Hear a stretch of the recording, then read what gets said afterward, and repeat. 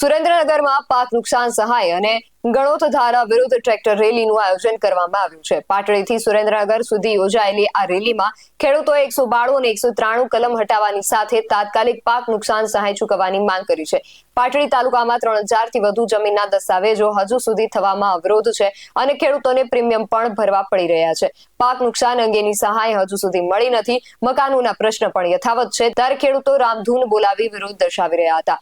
સ્થાનિક ધારાસભ્ય પી.કે. પરમારને પણ ટ્રેક્ટર રેલીમાં જોડાવા માટે આમંત્રણ આપવામાં આવ્યું છે।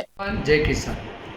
ગઈકાલે જુદા જુદા સોશિયલ પ્લેટફોર્મ ઉપર માન્ય ધારાસભ્યશ્રીએ માન્ય મુખ્યમંત્રીશ્રીને રજૂઆત કરતા બે કાગળો મેં વાંચ્યા।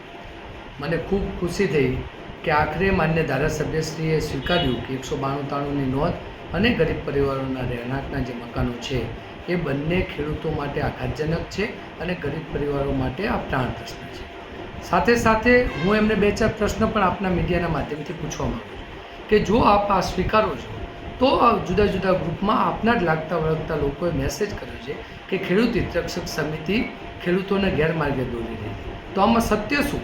એક તરફ તમે માન્ય મુખ્યમંત્રીશ્રીને પત્ર લખો છો કે આનો નિર્ણય સત્વરે થવો જોઈએ, બીજી બાજુ તમારા લાગતા વળગતા લોકો ગ્રુપોમાંને જુદી જુદી સોશિયલ મીડિયાના પ્લેટફોર્મ પર એમ કહે છે કે ખેડૂત હિતરક્ષક સમિતિ લોકોને ગેરમાર્ગે દોરે, તો આનું પણ આપણે સ્પષ્ટીકરણ કરવું જોઈએ।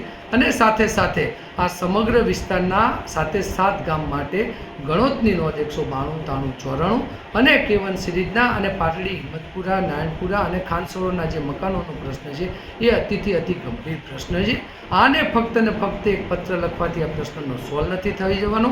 આ પ્રશ્ન માટે ખૂબ લાંબી લડતની જરૂર છે અને આ એક પોલિસી લેવલ ડિસિઝન છે। ત્યારે હું આપને પણ વિનંતી કરું છું કે જો પણ આપ સ્થાનિક ધારાસભ્ય તરીકે પોતાની છાપ ધરાવતા હોય અને જો આપને પણ લાગતું હોય કે આ પ્રશ્નની દિશામાં સાચી દિશામાં કામ થઈ રહ્યું છે તો આપ પણ આગામી 25 તારીખે જે ખેડૂતોની રેલી છે એના સમર્થનમાં આપ સુરેન્દ્રનગર ખાતે ઉપસ્થિત રહો।